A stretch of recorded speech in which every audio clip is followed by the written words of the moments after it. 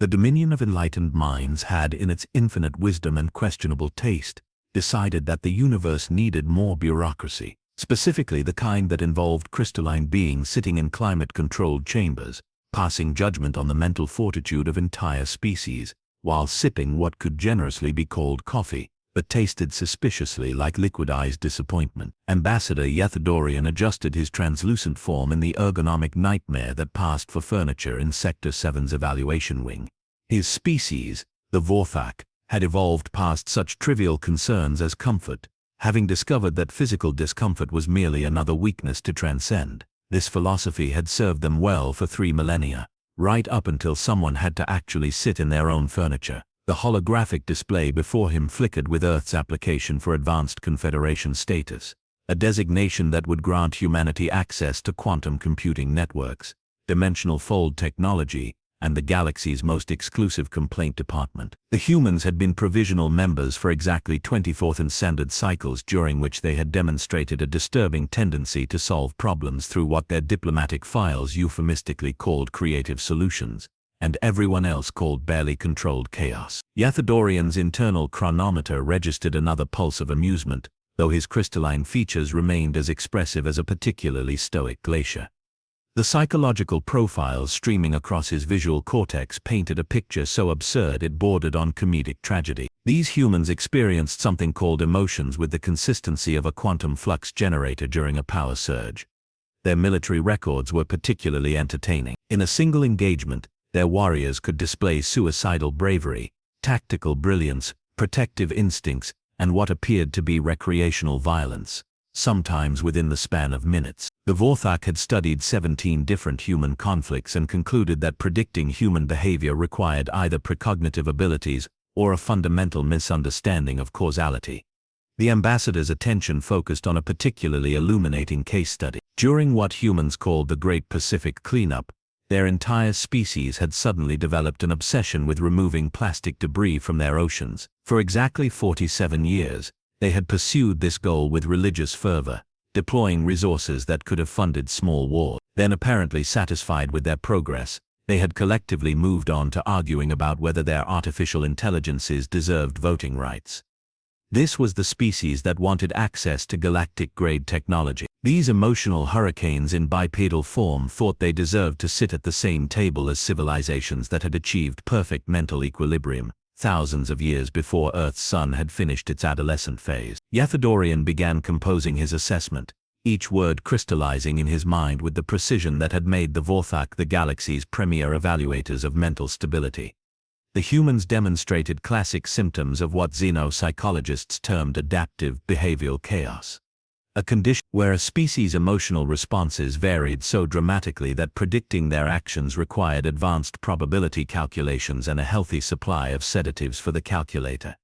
Their concept of hope was particularly troubling. When faced with impossible odds rather than accepting defeat with dignity, humans displayed a tendency to double down on optimism that bordered on clinical delusion. They had documented cases of individuals continuing to fight when victory was mathematically impossible, achieving success through what could only be described as weaponized stubbornness.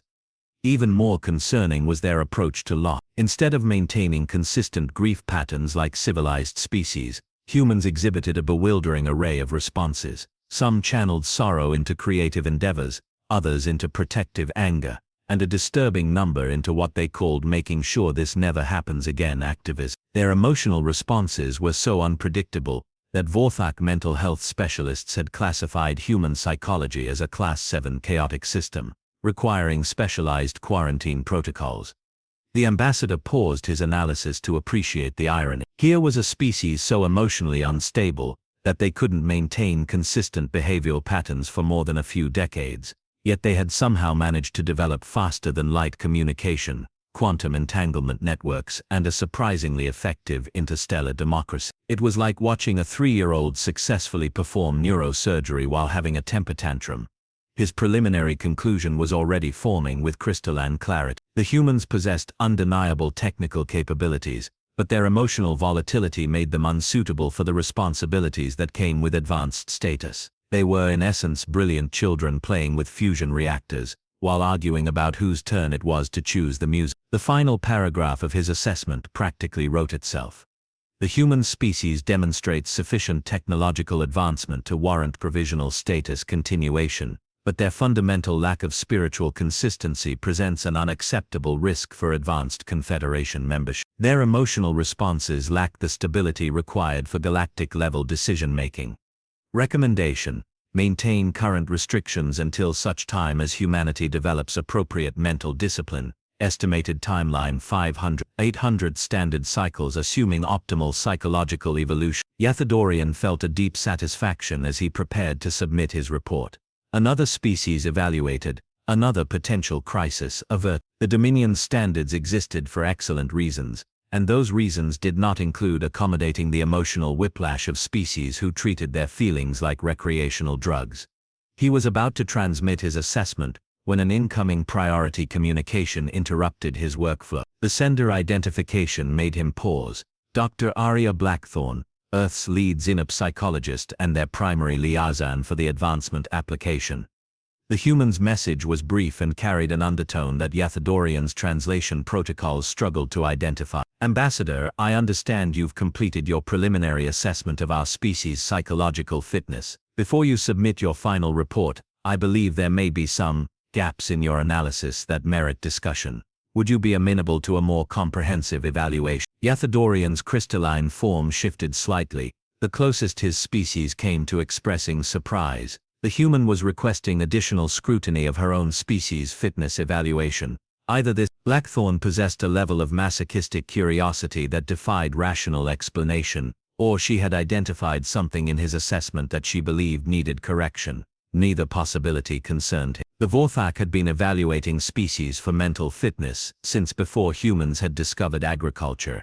Their methodologies were time-tested, their conclusions unassailable, and their standards appropriately high. If this human wanted to provide additional evidence of her species' emotional instability, he was more than happy to accommodate her. His response was properly professional, tinged with just enough condescension to maintain diplomatic courtesy while making his position clear.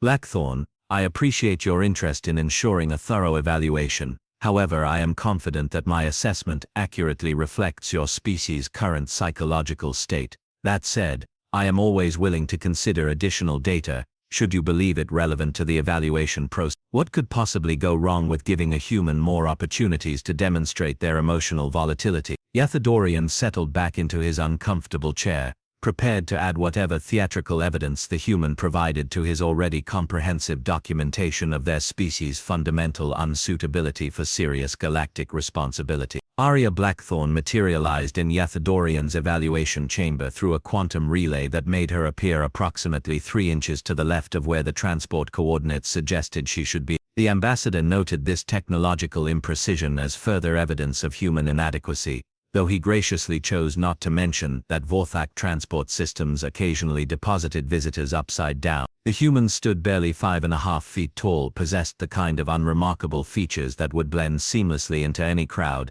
and wore an expression that suggested she found the entire universe mildly entertaining. Her dark hair was pulled back in what humans called a practical style, which Yeth'dorian's cultural database informed him meant too busy solving problems to worry about aesthetics. Ambassador, she said, her voice carrying that peculiar human quality that seemed to contain multiple meanings layered beneath the obvious ones. Thank you for agreeing to this meeting. I've had the opportunity to review your preliminary assessment through unofficial channels. Yeth'dorian's crystalline form shifted slightly. The human had accessed classified evaluation documents, which meant either she possessed security clearances that his briefings had failed to mention, or she had committed what most civilizations would consider espionage. Either possibility should have concerned him, but he found himself curious about which interpretation was correct. I trust you found my analysis thorough, he replied, his tone maintaining perfect diplomatic neutrality while managing to convey that he considered this entire meeting an elaborate waste of time. Blackthorne smiled, and Yeth'dorian's threat assessment protocols registered a subtle but definite elevation in environmental danger levels. Human smiles, according to his cultural briefings, ranged from expressions of genuine pleasure to warnings of impending psychological warfare. This particular smile seemed to occupy several categories simultaneously. Oh, absolutely thorough, she agreed. Your documentation of our emotional variability is quite comprehensive, though I did notice one small oversight in your methodology. The ambassador's internal systems registered what humans might have called amusement. Indeed? I would be interested to hear your observations. Well, Blackthorne said, settling herself into the guest chair with the kind of casual confidence that suggested she owned the furniture.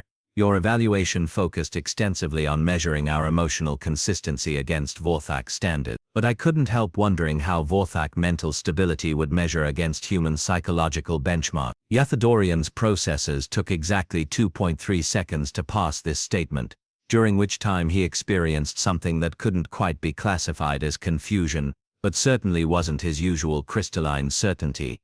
I'm afraid I don't understand the relevance of such a comparison. Oh, it's quite relevant, the human replied, her smile acquiring additional layers of meaning that his translation protocols were struggling to decode. You see, your entire assessment rests on the premise that emotional consistency equals psychological strength. But what if that premise is incomplete? The ambassador's form shifted again, this time in what his species recognized as the physical manifestation of intellectual interest combined with mild irritation. Dr. Blackthorne, the Vorthak have maintained perfect mental equilibrium for 3 millennia. Our psychological stability is beyond question. Exactly my point, she said, leaning forward with the enthusiasm of someone who had just discovered a particularly interesting specimen. 3 millennia of identical responses to identical stimuli. That's not stability, Ambassador. That's calcification. Yeth'dorian felt his certainty waver for approximately 0.7 seconds before reasserting itself. Consistency of response indicates mental discipline and spiritual strength. Your species lacks both qualities. Blackthorne nodded thoughtfully. So you would maintain your current psychological state regardless of circumstances? Naturally, no matter what challenges or revelations you might face. The Vorthak mind is unshakable, he replied with the conviction of someone who had never actually had his mind properly shaken. The human's smile transformed into something that made Yeth'dorian's threat assessment protocols suggest immediate evacuation followed by orbital bombardment. How fascinating. Would you be willing to demonstrate this remarkable mental fortitude? Something in her tone triggered warnings in multiple cognitive centers, but Yeth'dorian found himself responding with the confidence of someone who had spent 3 centuries being right about everything. What did you have in mind? A simple comparative evaluation, Dr. Blackthorne explained, her voice taking on the reasonable cadence of someone proposing something perfectly logical. Since you question humanity's psychological fitness for advanced status, perhaps we should establish a baseline comparison, a series of standardized psychological assessments, applied to both species. Yeth'dorian's analytical processes recognized this as either a trap or an admission of human desperation. Since he was confident it couldn't be a trap, what possible psychological challenge could a human devise that would affect a Vorthak mind? It must be desperation. You propose to subject yourself to Vorthak's psychological evaluation standards, he asked, intrigued despite himself. Among other assessments, yes, but in the interest of scientific thoroughness, I suggest we make it reciprocal. You undergo human psychological evaluation protocols, I undergo Vorthak standards, and we compare the results. The ambassador considered this proposal with the thoroughness of someone who saw absolutely no personal risk. Human psychological evaluation methods were probably based on emotional responses and subjective interpretations, neither of which could affect a properly disciplined Vorthak mind. Meanwhile, subjecting the human to Vorthak mental stability protocols would provide definitive documentation of their species' inadequacy. An interesting proposition, he mused, though I should warn you that Vorthak evaluation standards are considerably more rigorous than human psychological assessments. I'm sure they are. Dr. Blackthorne agreed with the kind of enthusiasm that should have triggered every warning system Yeth'dorian possessed. Shall we make it interesting? If I can demonstrate that human psychological flexibility represents a strength rather than a weakness, Earth receives immediate advanced status. But if you're correct about our mental inadequacy, we accept provisional status for the next millennium. Yeth'dorian's processors registered multiple alerts, but none of them seemed particularly urgent. The human was essentially offering to prove her own species' unfitness for advancement while providing him with irrefutable documentation of Vorthak superiority. It was possibly the most favorable wager any diplomatic evaluation had ever offered, And what would constitute proof of human psychological strength? He inquired, already composing his victory report. Blackthorne's smile achieved a level of complexity that required advanced mathematics to fully appreciate. If I can make you experience genuine psychological instability, not just surprise or confusion, but actual disruption of your mental equilibrium, then human adaptability is demonstrated as superior to Vorthak rigidity. The ambassador felt something that might have been anticipation, if his species had retained such primitive emotional responses. Dr. Blackthorne, I accept your challenge. When shall we begin? How about now? She said, producing a small device that began projecting holographic displays around the chamber.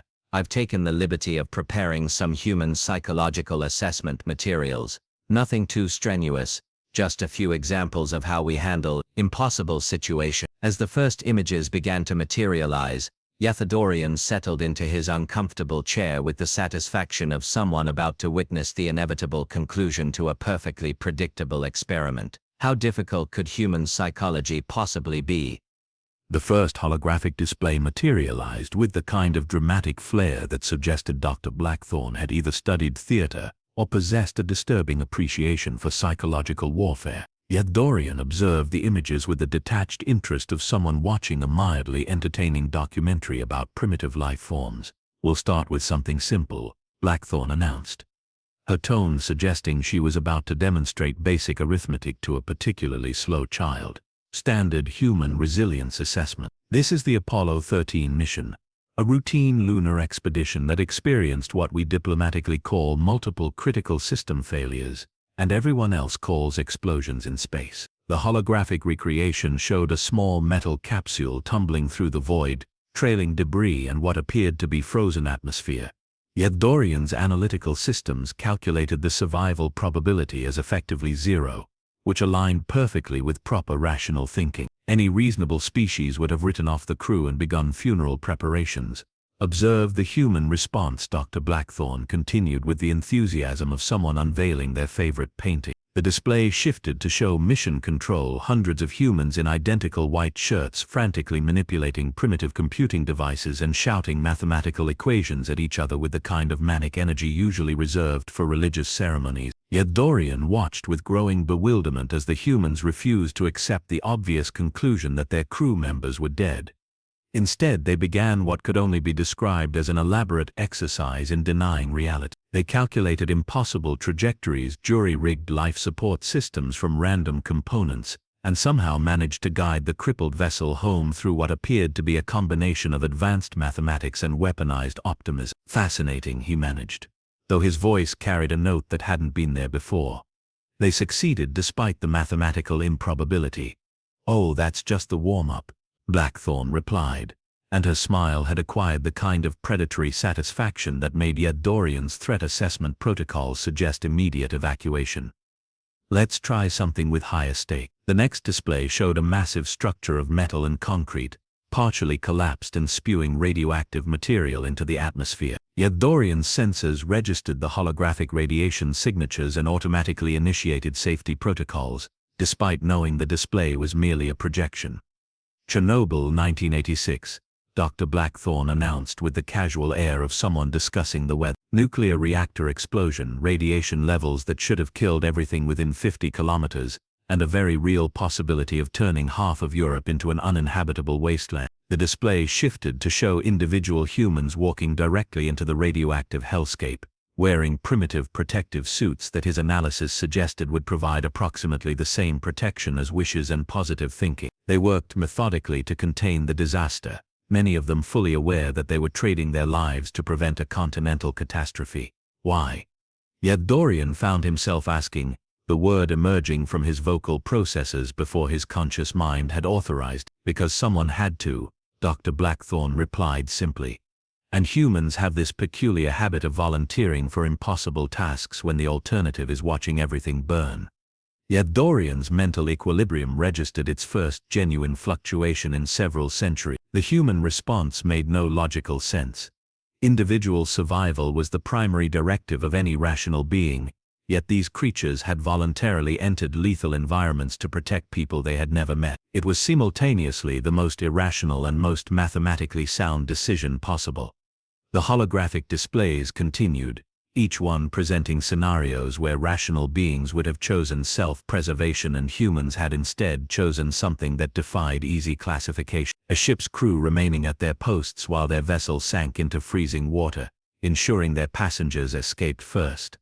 Medical personnel staying in plague zones to treat the infected, knowing they would likely join them. Entire populations organizing resistance movements against overwhelming military forces, fighting for abstract concepts like freedom and dignity. "Stop," Yeth'dorian said, his crystalline form beginning to exhibit micro-fractures that hadn't existed moments before. "These examples prove nothing beyond human irrationality." "Do they?" Dr. Blackthorne leaned forward, her expression shifting into something that resembled scientific curiosity combined with gentle ruthlessness. "Let's examine that assumption. Every species the Dominion considers psychologically stable follows predictable behavioral patterns. Stimulus, response, outcome, all calculable, all consistent." She gestured to the holographic displays surrounding them. "But what happens when you encounter a stimulus that has no rational response? When the mathematical solution is everyone dies, and that's simply not acceptable." Yeth'dorian's processors struggled with the implications. "You adapt your expectations to match reality." "We adapt reality to match our expectations," Dr. Blackthorne corrected, her voice carrying the kind of quiet confidence that made universes nervous. "That's what you call fickleness, Ambassador. The refusal to accept that some problems don't have solution." The final display materialized before Yeth'dorian could prepare his defenses. It showed Earth itself, a small blue sphere suspended in cosmic darkness, surrounded by the kind of emptiness that should have inspired proper existential despair. The display zoomed closer, revealing billions of humans scurrying across the surface like particularly organized insects. "This is the context you've been missing," Dr. Blackthorne said, her voice taking on the cadence of someone delivering a lecture to the universe itself. "Everything you've evaluated, our emotional volatility, our inconsistent responses, our refusal to maintain stable behavioral patterns, it's all happening here." The display highlighted the planet's position relative to the galactic center, its isolation from other inhabited worlds, the sheer statistical improbability of complex life evolving on a single planet orbiting an unremarkable star. "We developed consciousness on a tiny rock floating in infinite darkness, with no evidence that we weren't completely alone in the universe. We had no guarantee that anything we built would last, no proof that our struggles meant anything beyond our own small world. And the display shifted to show human achievements, cities rising from wilderness, art and music that served no survival function, space missions launched toward distant stars with messages for civilizations that might not exist, humans teaching their children to dream of futures they would never see, working toward goals that extended far beyond their individual lifespans. Yeth'dorian felt his mental framework beginning to develop stress fracture. The humans weren't irrational, they were operating from a completely different set of baseline assumptions, where the Vorthak had evolved within a vast galactic civilization that provided context and purpose. Humans had created meaning from absolute uncertainty. "This is why our emotional responses seem inconsistent to you," Dr. Blackthorne continued, her words striking Yeth'dorian's consciousness like precisely aimed psychological artillery. "We're not responding to situations, we're choosing our responses based on who we decide to be regardless of circumstances." The ambassador's crystalline form began to resonate at frequencies that indicated severe psychological stress. "But without consistent behavioral patterns, how do you maintain social stability?" Dr. Blackthorne's smile returned, but this time it carried something that looked disturbingly like compassion. "We don't. We maintain adaptive stability. We change as needed to meet whatever challenges arise, because the alternative is accepting limitations that we find unacceptable." Yeth'dorian's perfect mental equilibrium, maintained for over 3 centuries of diplomatic service, began to fracture as he finally understood what he was truly evaluating. The humans weren't psychologically unstable, they were psychologically fluid, capable of restructuring their entire emotional and behavioral framework whenever circumstances demanded. They were, in essence, the psychological equivalent of a species that could reorganize its molecular structure at will. And he had just agreed to prove that his rigid, unchangeable mental state was superior to their unlimited adaptability. For the first time in his existence, Ambassador Yeth'dorian experienced something that could only be classified as doubt, followed immediately by its close companion fear. The humans weren't fickle, they were anti-fragile, and he was beginning to understand that he might have made a terrible, terrible mistake. The breakdown began with mathematics. For 17 consecutive cycles following his encounter with Dr. Blackthorne, Ambassador Yeth'dorian found himself recalculating probability matrices that had been perfectly stable for centuries. His processors, designed to maintain crystalline certainty, kept generating variables that shouldn't exist, scenarios where impossible outcomes became inevitable, simply because humans refused to acknowledge their impossibility. The Dominion's Psychiatric Evaluation Board initially dismissed his requests for extended leave as routine post-assignment stress. After all, evaluating primitive species often required mental decontamination protocol. But when Yeth'dorian began submitting revised assessments of 17 different civilizations, each one questioning whether their stable psychological patterns might actually represent evolutionary dead ends, the board's concern escalated to alarm. His superior, Chancellor Yeth'dorian, materialized in his quarters with the kind of crystalline disapproval that could freeze stellar plasma. Ambassador, your recent communications have caused considerable confusion among the evaluation committee. Yeth'dorian looked up from his workstation, where he had been analyzing human behavioral data with the obsessive focus of someone trying to solve an equation that kept changing its own variables. Chancellor, I've discovered a critical flaw in our assessment methodology. The statement hung in the air like a diplomatic incident waiting to happen. The Vorthak had been the galaxy's premier psychological evaluators for 3 millennia. Suggesting their methods were flawed was approximately equivalent to claiming that mathematics had been doing addition wrong the entire time. Elaborate, Chancellor Yeth'dorian commanded, her tone suggesting that Yeth'dorian's next words would determine whether this conversation ended with reassignment or exit. We measure psychological fitness by consistency of response, Yeth'dorian began, his voice carrying undertones that hadn't existed before his encounter with human adaptability. But what if consistency is actually a form of mental paralysis? What if the ability to change behavioral patterns represents superior psychological evolution? The Chancellor's crystalline form shifted into what their species recognized as profound disapproval, mixed with growing concern. Ambassador, you are describing chaos as evolution. No, Yeth'dorian replied, and his voice carried the kind of desperate certainty that made the Chancellor's threat assessment protocols suggest immediate psychiatric intervention. I'm describing adaptation as strength. The humans don't maintain behavioral consistency because they don't need to. They can be whatever the situation requires because their psychological framework is built for transformation rather than preservation. What followed could generously be called a philosophical debate and more accurately described as watching someone's entire worldview collapse in real time. Yeth'dorian presented his revised analysis of human psychology with the fervor of someone who had discovered that the universe operated on completely different principles than previously believed. The humans, he explained, had developed what he termed dynamic psychological architecture, the ability to restructure their emotional and behavioral responses based on environmental demands rather than predetermined patterns. Where the Vorthak had achieved stability through rigidity, humans had achieved anti-fragility through controlled chaos. Chancellor Yeth'dorian listened with the growing horror of someone watching their most trusted colleague exhibit symptoms of what could only be classified as acute psychological contamination. The ambassador wasn't just questioning their evaluation methods, he was suggesting that everything the Vorthak considered strength was actually weakness, and everything they considered weakness was actually evolutionary superiority. Ambassador, the Chancellor said carefully, you are exhibiting symptoms of cognitive disruption. I'm ordering immediate psychological rehabilitation, but rehabilitation required a stable baseline to return to, and Yeth'dorian no longer possessed one. The human concept of adaptive response had infected his mental processes like a philosophical virus, restructuring his cognitive architecture in ways that made his original crystalline certainty impossible to restore. The Dominion's finest psychiatric specialists attempted every known treatment for cognitive contamination. They subjected him to memory-dampening fields, emotional consistency reinforcement, and what their therapeutic protocols delicately termed reality recalibration procedures. Nothing worked. Yeth'dorian's mind had been exposed to the concept of unlimited adaptability, and like a crystalline structure introduced to a new type of resonance, it could no longer maintain its original form.